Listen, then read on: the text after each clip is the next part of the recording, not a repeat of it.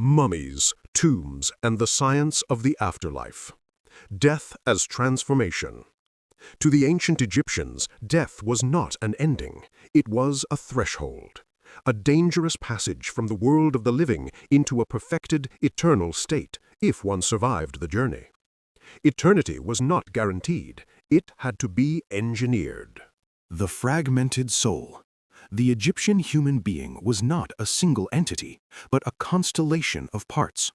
The Ka, the vital life force, sustained by offerings. The Ba, the mobile soul, able to leave the tomb and return.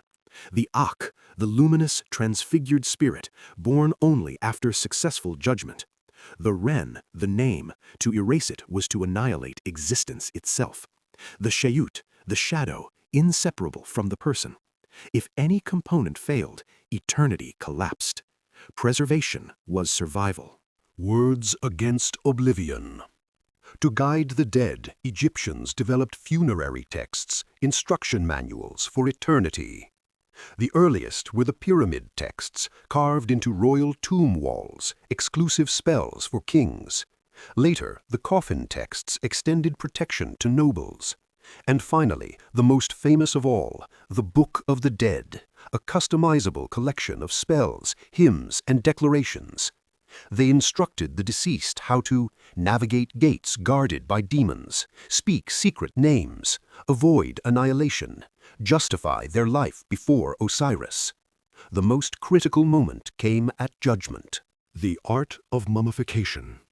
The body, the anchor of the soul, had to endure forever. Embalmers began their work immediately. The brain was liquefied and removed through the nose. Internal organs were extracted, dried, and preserved. The body was dehydrated with natron salt for 40 days.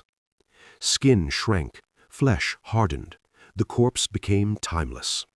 The organs were stored in canopic jars protected by the 4 sons of Horus. Imseti, liver. Hapi, lungs. Duamutef, stomach. Quebecsinuef, intestines. Every step followed sacred protocol. Amulets, linen, and magic.